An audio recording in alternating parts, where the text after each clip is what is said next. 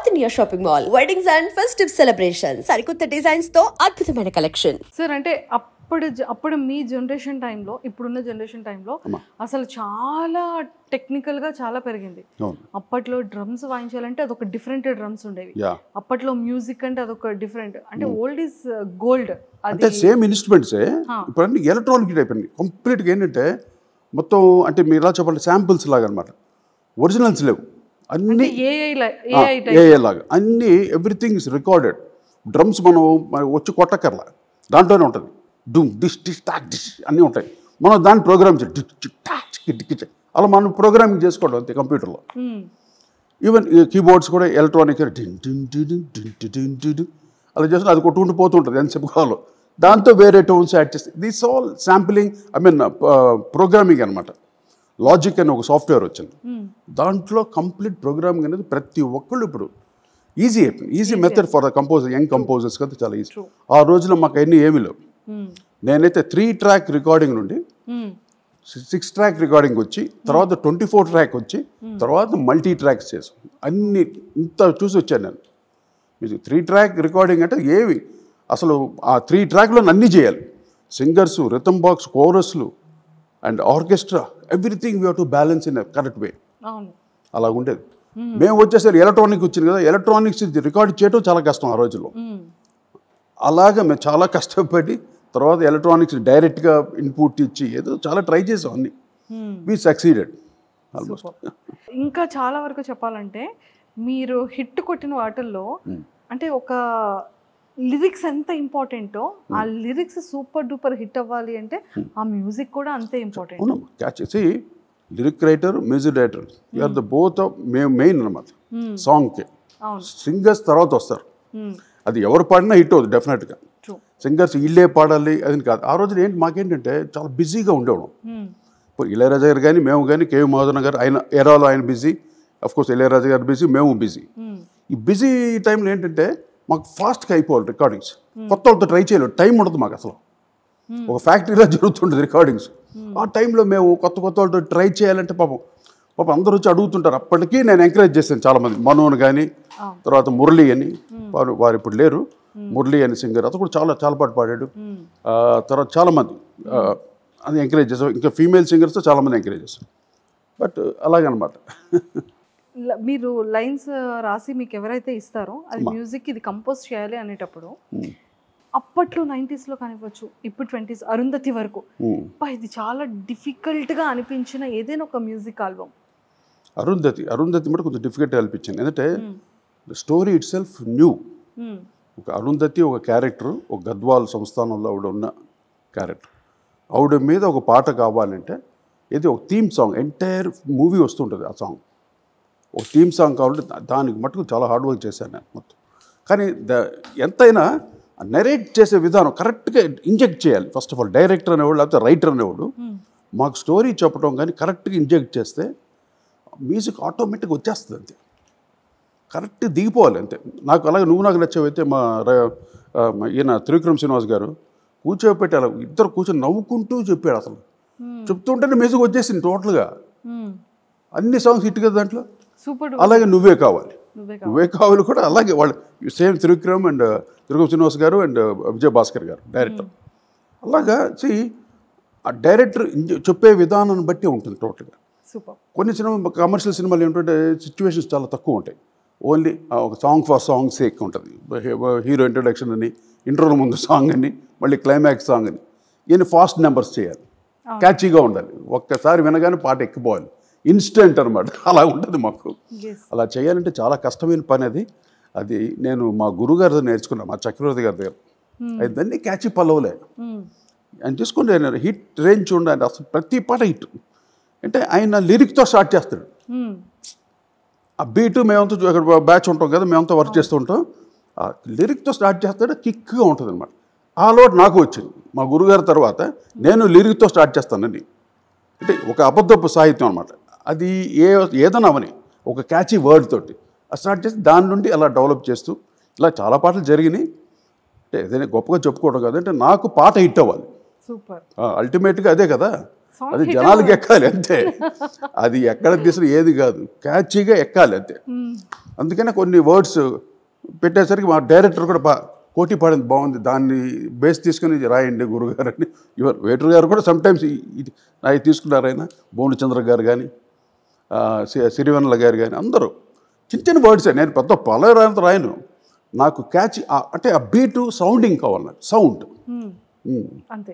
ఇందిర మందిర సుందరకార తత్తర ఇలాగ సౌండ్ కావాలి నాకు, క్యాచీ వర్డ్స్ తోటి. తెలుగులో మనం ఇద్దరు మహానుభావులు అన్నీ చేసేసారు, మనం చేయాలంటే ఏదో కొత్త కట్టింగ్స్ తోటి డిఫరెంట్గా ట్రై చేస్తే ఉంటుందని. అప్పుడు నేను డిఫరెంట్గా ఇచ్చే కూడా వేటూరు గారి మట్టుకు బ్రహ్మాండంగా ఇచ్చేవాడు.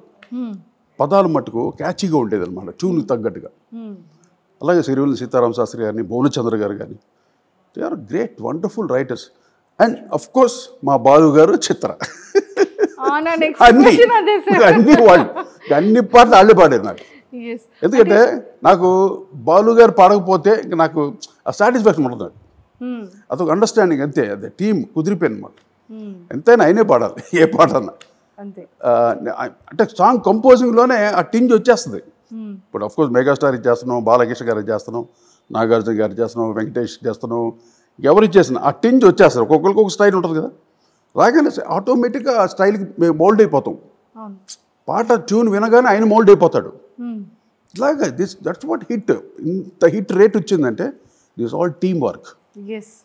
సార్ ప్రతి మ్యూజిక్ డైరెక్టర్కి కూడా ఉంటుంది కదా, ఈ లైన్స్ ఇది హిట్ కొడుతున్నాము అంటే నాకు సెంటిమెంటల్గా నాకు నా సింగర్స్ ఉండాలి అని ఖచ్చితంగా. అలాగే కాదు, అలాగే కాదు, అది మ్యాండేటరీ అంతే. అంతే అదే పాట కొట్టాం, ఆయన బాలు పాడతా, చిత్ర పాడతా, రైట్ అయిపోయింది, నెక్స్ట్ ఏంటి నెక్స్ట్ ఇలా. ఎప్పుడు ఏదో సెంటిమెంట్ సాంగ్ వచ్చినప్పుడు జేసుదాస్ గారు ఒక వెరైటీ కావాలి, ఆయనతో పాడేసి జేసుదాస్ ఇలాగే. సో మీ లిస్ట్ ఒకటి ఉంటుంది అంతే, స్ట్రాంగ్ లిస్ట్ ఉంటుంది. మోస్ట్లీ బాలు గారే, తర్వాత నాగూర్ బాబు గారు, ఆయన కూడా చాలా బాగా పాడారు నాకు. అంటే అఫ్ కోర్స్ బాంబే సింగర్స్ చాలామంది పాడారు నాకు. శంకర్ మహాదేవన్, ఉదిత్ నారాయణ్ అండ్ కుమార్ షాను, ఇంతమంది పాడారు నాకు.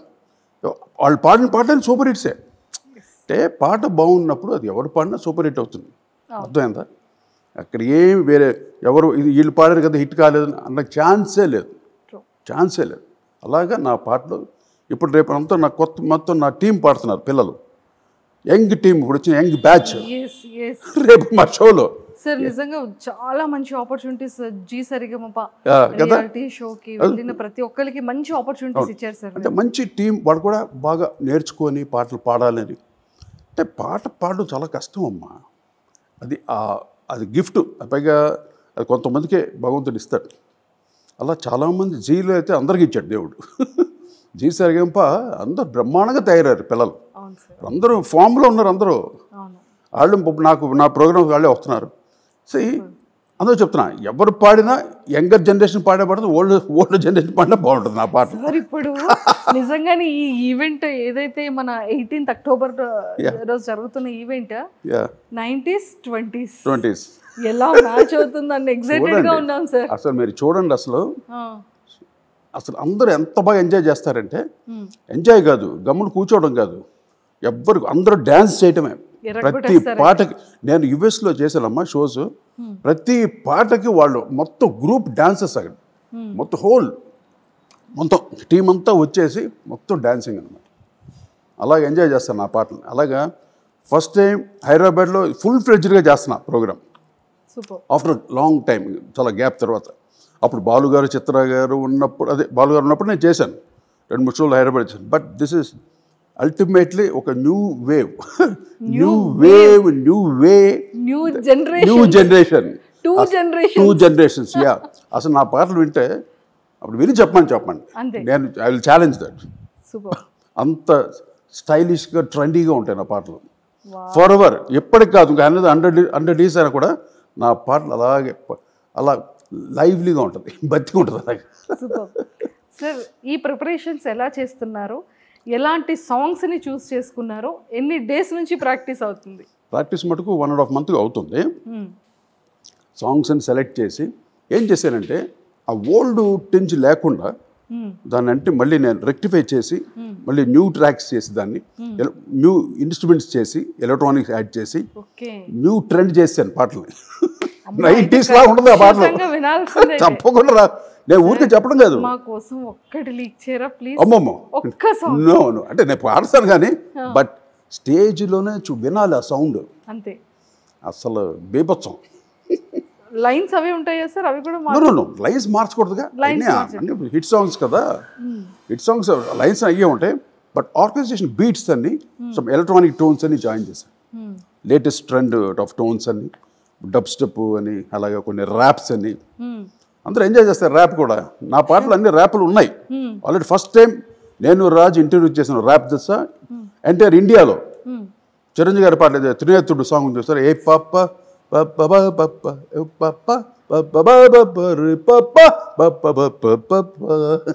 దీంట్లో ఫస్ట్ టైం ర్యాప్ యూజ్ చేసాం మేము.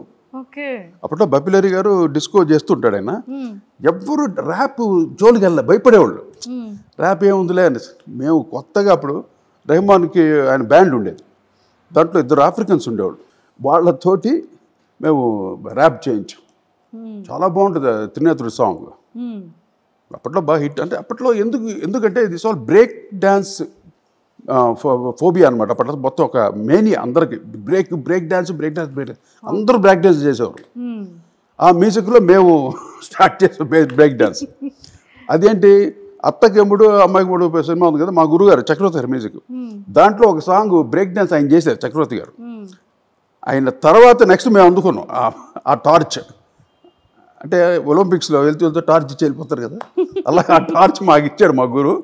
అక్కడ ఆ ట్రెండ్ పట్టుకొని వచ్చేసాం నేను రాజ్. అదే.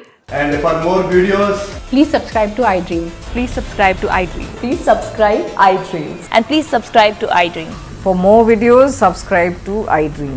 please like, share and subscribe to the channel. Congratulations, iDream. Subscribe to iDream.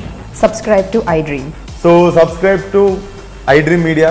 iDream ki iDream team andarki huge congratulations. Please subscribe iDream Media. Please subscribe to iDream. Subscribe iDream. Please subscribe to iDream. iDream అంటే నా కళల ఛానల్ను subscribe చేసుకున్నారు, నోరు తిరుగుతలేదు. మీరైతే గంట గుర్తు కొట్టండి. For more such videos, please subscribe to iDream. Subscribe to iDream. Please subscribe to iDream. Please subscribe iDream Media. Please do subscribe to iDream. Please subscribe to iDream Media. For best entertainment and information, please subscribe iDream. And don't forget to subscribe to iDream.